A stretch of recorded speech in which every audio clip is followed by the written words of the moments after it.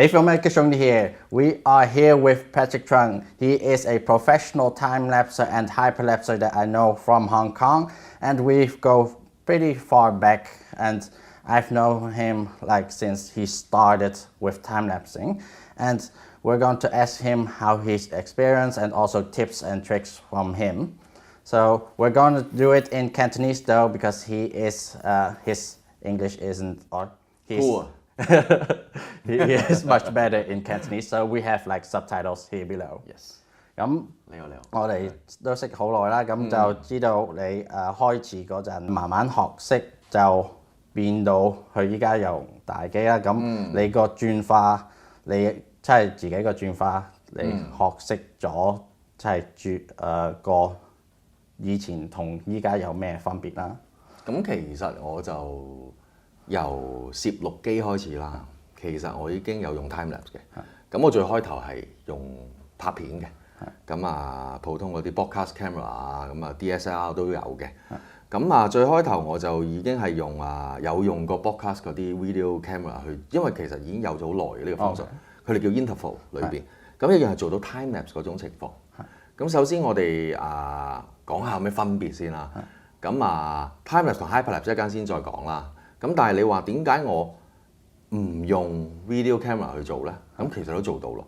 咁個原因係第一，我如果 roll 一部 video camera roll 1個鐘去拍一個日落，第一我用電已經用好多啦。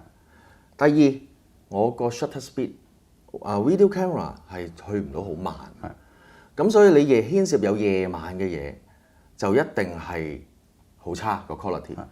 咁同埋當時我拍嗰陣時，其實 4K 啱啱先至多人用。其實我哋以前用 broadcast 好多都 HD 機去拍嘅。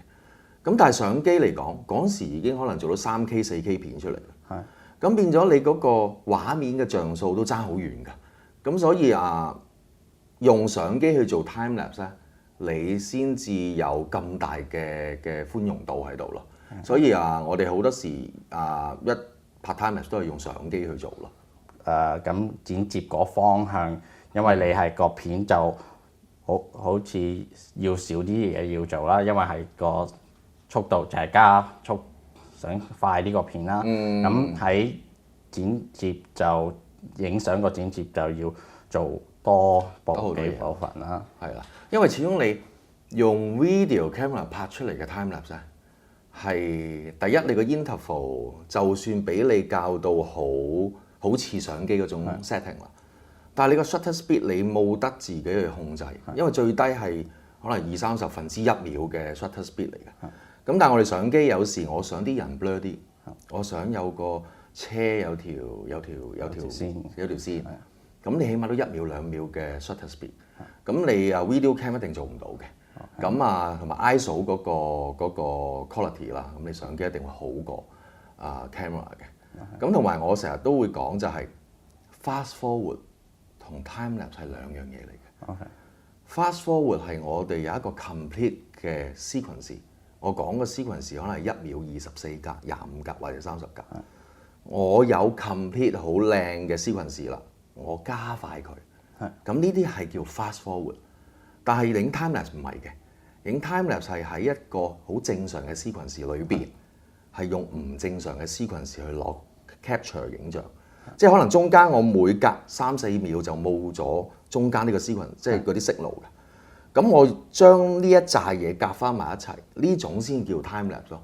因為你中間一定要係冇咗一啲 signal 先至係啱嘅。如果你資訊同我哋影像嘅資訊一樣，而加翻快佢咧，呢啲叫快鏡咯。係啦，即係會有啲咁嘅分別。咁 timelapse 你就轉咗去做 hyperlapse 嘅。咁你係自己點樣學識 hyperlapse？其實我都係第一。由 timelapse 先啦，咁最開頭我當然係睇網上邊見到外國，因為 timelapse 喺外國其實出現咗都幾耐時間，18世紀已經有 timelapse 呢樣嘢嘅。咁好多時我哋譬如佢哋用 timelapse 係點做咧？係點用咧？多數係交代一啲時間流逝嘅畫面，話俾你聽，日落咗啦，日出咗啦。咁其實我哋成日都會見到 timelapse 嘅 footage 嘅。咁好啦，到我真係開始學拍嘢嗰陣時，咁我就無意中見到 timelapse 嘅影片，咁一見到我覺得好震撼嘅，我覺得好靚嘅，因為我有影相嘅，但係我影一張好靚嘅相 compare 我喺度等2-3個鐘影一輯 timelapse 咧，嗰種靚係有唔同嘅分別嘅。咁啊，所以我就好中意 timelapse 嗰種用影像表達成個過程嗰種畫面，所以我就繼續去做啦。咁當做到咁上下，2013-14年度咧，開始 hyperlapse 喺外國亦都 hit 啦。因為 hyperlapse 係內國係新過 timelapse 嘅，timelapse 係好耐㗎啦，但係 hyperlapse 係真係呢幾年間先至開始出嚟。咁呢個亦都係令到我有一個好大嘅視覺衝擊。因為 hyperlapse 係講一個長距離嘅 timelapse，咁啊，所以你一定要有一定性嘅長距離，先做到嗰種好震撼嗰種畫面。咁呢個亦都係我好中意嘅，因為咁樣好令到人睇到嗰樣嘢會覺得好震撼咯。所以咁 hyperlapse 我都兩樣都繼續做咯，即係繼續做落去。係啊。咁你頭先講咗你等2-3個鐘啦，如果做個 timelapse，咁你喺嗰2-3個鐘，你會多數做咩啊？冇㗎，我都睇埋欣賞個天色。咁啊，成日都會睇住部機，成日都驚佢搞錯嘢啊咁樣。咁啊，好快過嘅，我唔知點解。即係嗰2-3個鐘，可能睇住個日落或者日出，咁你就企喺度咧，你都覺得好快過。係啊，咁 hyperlapse 就辛苦啲嘅 ，hyperlapse 啊要用埋體力啦。咁啊，我都試過最長嘅，我諗5個鐘嘅 hyperlapse 就係冇得停咯，因為我哋有時要 keep 翻好嗰個 interval 咧，就唔可以停太耐嘅。咁所以盡量都會 around 嗰個 interval，因為 hyperlapse 同 timelapse 喺影法咧，喺我嚟講會有少少唔同嘅。timelapse 咧，我係會 set 一個 fix 咗嘅 interval。但係 hyperlapse 我未必係㗎，除非我會 involve 到個天啲雲。如果我唔係睇到咁多個天空嗰啲雲咧，咁我可能就會就我自己啦，移一步再影，度啱位移一步 balance 再影。咁呢個係好難 fix 死一個 interval 俾佢嘅，因為你始終你喐動之後再影呢個時間性你好大壓力㗎嘛。如果你 fix 死咗我10秒一張相。咁我唔夠10秒嘅，佢就已經影咗啦。咁即係我不斷要去做好多 delete 嘅嘢咯。係啦，就係咁樣。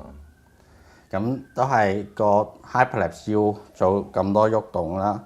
咁你覺得係即係有啲人講單腳是3腳㗎。咁你 prefer 同埋你點解中意嗰個用啊？我咧拍 hyperlapse 咧，我有用 stabilizer 啦，有用 monopod 啦，即係單腳啦。同埋3腳架我都會用嘅，咁係視乎咩情況咧？用 stabilizer， 我只會擺喺一啲我唔停留得太耐嘅位置，例如我要經過個商場，我唔可以喺個商場咁耐噶嘛，咁我會用 stabilizer 較好短嘅 interval 去拍呢個 shot。咁但係呢個 shot 只係我會放喺一啲好短嘅 transition 裏邊，我唔會放去一個 mainstream 嗰度嘅。咁單腳同3腳我會點樣做咧？有時日頭我會用單腳架去拍，因為我個時間會快啲，因為快極都起碼8秒至10秒嘅，我移一步 balance 對 object 再影。咁3腳架我就會 for 一啲我要 long exposure 嘅 shutter speed。咁呢個情況就會用3腳架啦。咁所以我都有分開3個層面嘅，即係可能我知道我淨係做一個 transition 轉彎入去一個地方，咁呢個轉彎嘅，如果我用一個 tripod 去做，可能會嘥時間啲。但係我用 stabilizer 就好快做完呢個 shot。係咁，但係當然 stabilizer 同腳架去做 hyperlapse 係有分別嘅。咁我間都可以講下嗰個視覺會有咩分別咯。咁依家個 stabilizer 都係 gimbal 啦，咁依家 gimbal 都係一個好新發明嚟嘅。咁你見到個即係變化咧，個 stabilizer 有冇影響到你拍攝個方向咧？ Gimbal 係幫到我喺創作嗰度再幫到少少嘢嘅，但係你話 for 一個視覺效果嚟講咧，佢唔夠我逐步拍咁震撼。好啦，因為當我用 gimbal 去點解即係當我決定用 gimbal 去拍嗰個 hyperlapse， 其實我係點解要用 gimbal 先？第一，我留唔到喺現場好耐，我要好快拍完呢個位。咁我唔可以話喂一下留半個鐘9個字唔得嘅，可能嗰個環境唔俾你咁做。第二，我揸 gimbal 係細個嘛，我一個即係好 easy 好 casual， 我就已經係做到一個hyperlapse 嘅角度。咁但係有乜嘢分別咧？你揸 gimbal 去拍 hyperlapse， 你一定較個 interval 好短嘅。我講緊係0.5秒一張相，或者係1秒一張相。你就慢慢行。咁當你咁短嘅 interval， 你嗰個 frequency 我頭先就講啦，嗰個 frequency 就好多。你睇出嚟咧，其實接近咗塊鏡嗰種 motion 嘅。咁但係你放我嚟講咧，越偏離人嘅眼球嘅 frequency 咧，啲人就會感覺到嗰種震撼感。